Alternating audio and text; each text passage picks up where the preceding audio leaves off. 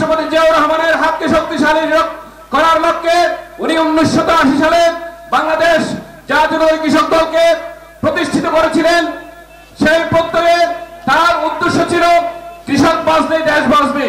সেই প্রত্যয়ে তিনি সারা বাংলাদেশে খাল খনন কর্মসূচি থেকে শুরু করে তিনি ক্ষমতায় আসার পর কৃষকদেরকে কৃষিকাজ স্বল্প মূল্যে ঋণ বিতরণ থেকে শুরু করে তিনি কৃষকদের পাশে ছিলেন। সারা বাংলাদেশে তিনি খাল খনন করেছিলেন। শুধু সংগ্রামী সমাবেশ, আমরা আপনারা গর্বের সাথে বলতে চাই, আমরা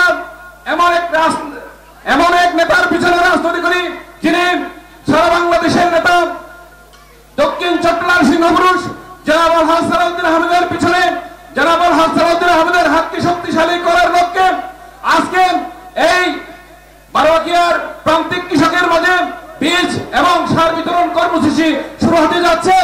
শুধু সংগ্রামী সমাবেশ, আমি শুধু একটি মেসেজ দেব, একটি কথাই বলবো, ভবিষ্যতে যদি আপনারা বাংলাদেশ জাতীয়তাবাদী দলকে যদি ক্ষমতায় আনেন, শহীদ রাষ্ট্রপতি জিয়াউর রহমানের সুযোগ্য পুত্র দেশ নায়ক জনাব তারেক রহমান যদি বাংলাদেশের ক্ষমতায় আসে, সর্বপ্রথম 180 দিনের পরিকল্পনা হবে প্রত্যেকটি ফ্যামিলিকে স্ত্রী এবং অথবা মাকে ফ্যামিলি কার্ড এবং প্রত্যেকটি প্রান্তিক কৃষকদেরকে কৃষি কার্ড প্রণয়ন করা হবে।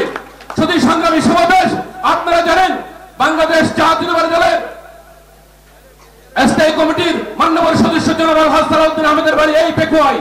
তিনি একবার মন্ত্রী হয়ে এই পেকুয়াকে 100 বছর আগিয়ে নিয়ে গিয়েছেন। আপনারা আগামীবার যদি বাংলাদেশ জাতীয়তাবাদী দলকে ক্ষমতায় আনেন, উনি হবেন পূর্ণমন্ত্রী এবং এই পেকুয়াকে আমরা চালাই যাবেন একটি ছায়।